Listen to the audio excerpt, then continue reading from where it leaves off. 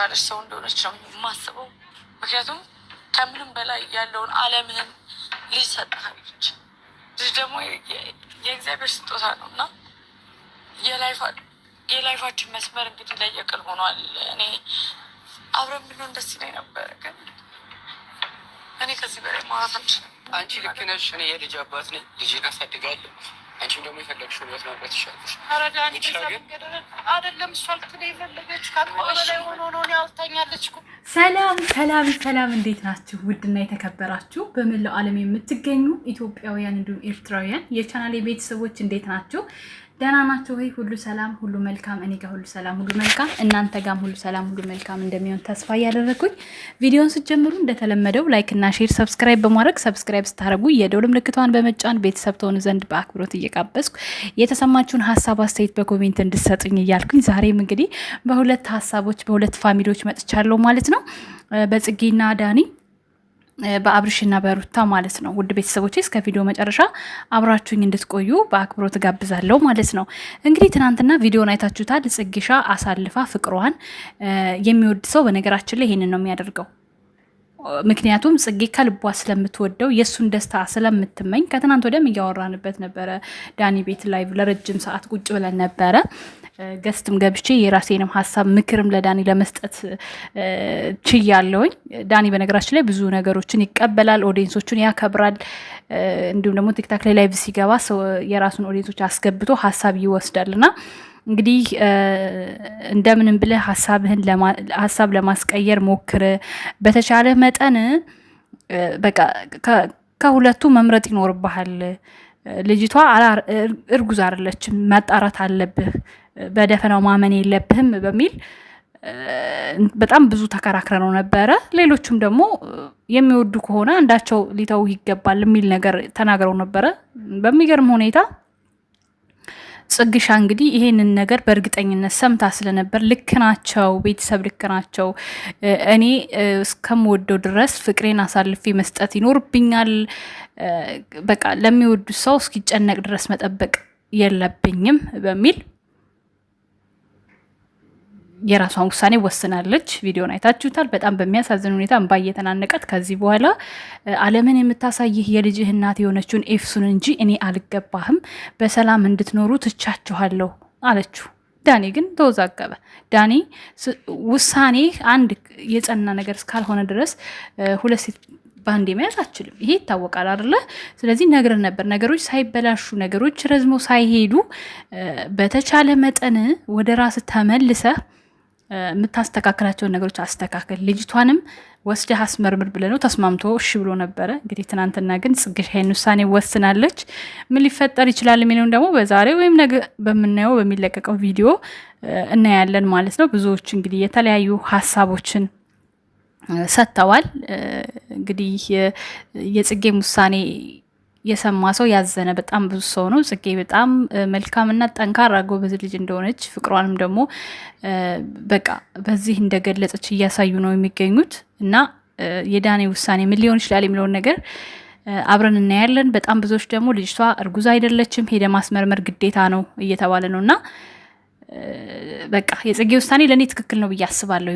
ዳኒ ራሱ መወሰን ካልቻለ እሷ ግዴታ አሳልፋ መስጠት አለባት። ምንም ብትወደውም እንኳን የምትወዱት ሰው ደስታውን ነው እንዲ መፍቀድ ያለባችሁ እንጂ መታገል የለባችሁ። ስለዚህ ልጁ የተጨነቀ መስሎ ስለተሰማት እሷ ገለል ብላለች ማለት ነው። በጣም ጥሩ ውሳኔ ነው ጽጌ። እግዚአብሔር የሚሆንሽን ነው እንጂ የማይሆንሽን አይከለክልሽም። ይሄ እንደዛውም ነው። ዳኒ የሚሆንሽ ሰው ስላልሆነ ነው ከህይወትሽ ያወጣው።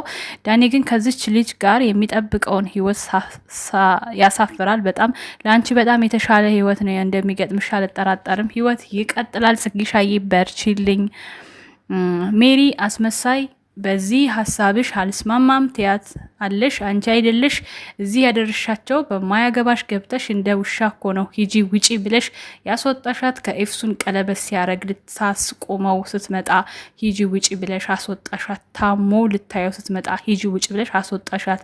ሴት ሆነሽ በሴት እንዲህ አይነት ብልግና ሲቀጥል እነሱ አለማቸውን እየቀጩ መሀል ላይ ይሁን ስታክለበልቢ ስታንቀለቂ ትኑር ነው ሀሳብሽ ጽጌ። ጀግና ምርጥ ሀሳብ ነው ያመጣሽው። በርቺ። ቢከብድሽም ለትንሽ ጊዜ ነው። ከዛ የበለጠ ጠንካራ ሴት ሆነሽ አዲስ ጽጌን ትፈጥሪያታለሽ። ግን ቆራጥ መሆን አለብሽ። እነዚህ ሜሪ ሄርሚ የሚባሉ አስመሳይ ልፍስፍሶችን በጭራሽ አታገኛቸው።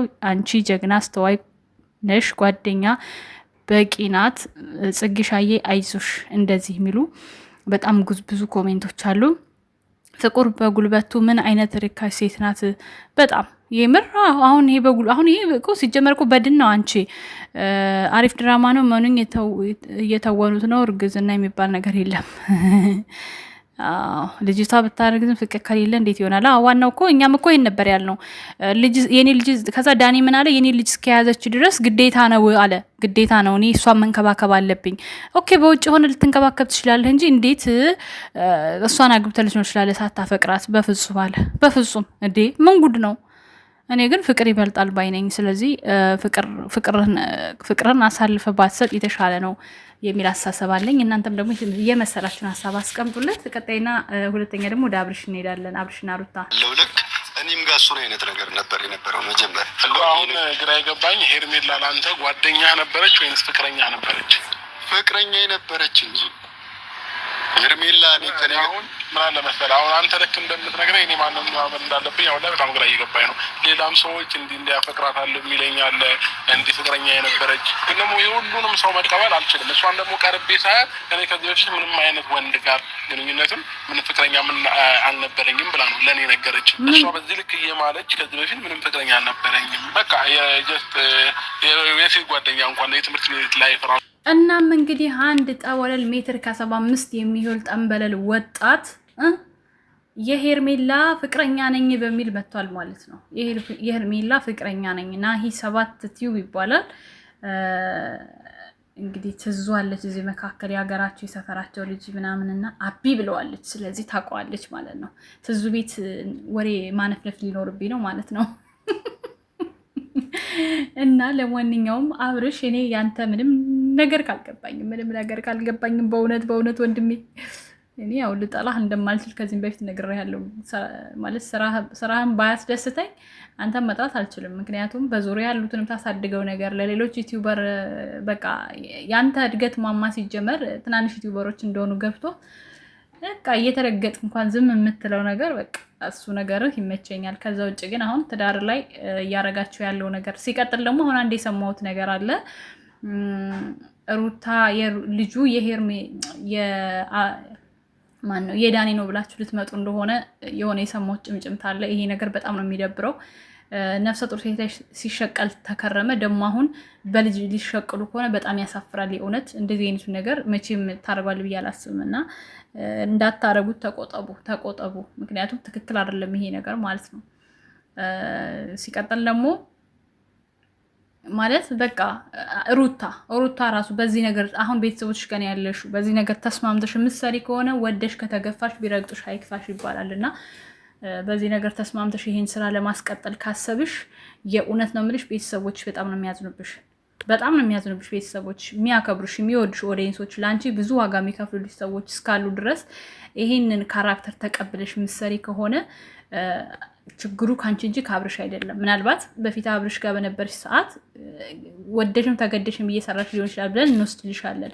አሁን ግን ቤተሰቦች መሀል ቤተሰቦች ውስጥ ሆነሽ እንደዚህ አይነት ቪዲዮን የምትሰሪ ከሆነ እስከዛሬም ጭምር ወደሽ እንደምትሰሪው ነው ብዬ የማረጋግጠው ነው በበኩሌና በልጅሽ በተለይ በእንደዚህ አይነት ነገር ውስጥ ድርድር ውስጥ በፍጹም እንዳታስገቢ። ይሄ የራሴ አስተሳሰብ ነው ማለት ነው። ውድ ቤተሰቦች ላይክ፣ ሼር፣ ሰብስክራይብ አድርጉ። ሰብስክራይብ ስታደርጉ የደወል ምልክቷን ተጫኑ። አብርሽ ደግሞ ስለ ሄርሜላ ምንም አይመለከትህም። ኖራትም አልኖራትም አንተ ስለ እሷ ሂስትሪ ማጥናትም አይጠበቅብህም። ንጹህ ጓደኛ ከሆነች ማራቅ ነው እንጂ ህይወትህም ማዳን፣ ለእሱም ልጅ ደግሞ መንገዱን መክፈት መስተካከል አለበት የሚለውን ነገር መመካከር ነው እንጂ ያለብህ በዚህ ልክ ለሷ መከራከር የለብህ። ማንም ሰው እንደሚዋሸው ስለምትዋሽ ማለት ነው። እና ብዙዎቹ ስድብ ነው ኮሜንቶች፣ ብዙም ላነባቸው የሚችሉት ነገሮች የሉም። ያው በጋዛ አብርሽ ምናምን በስድብ ነው። እና ፍቅረኛዋ ከሆነ ማገናኘት ነው ያለብን፣ ምክንያቱም አንተን ስለማይመለከትህ ማለት ነው። ይሄ ምንም አንተን የሚመለከት ነገር አለም የእሷ ህይወት። ሲቀጥል ደግሞ መጠየቅም አይጠበቅብህም ስለማይመለከቱ ማለት ነው። እና ውድ ቤተሰቦቼ መልካም ጊዜ ይሆንላችሁ። ላይክ፣ ሼር፣ ሰብስክራይብ አትርሱ። ቻው ቻው።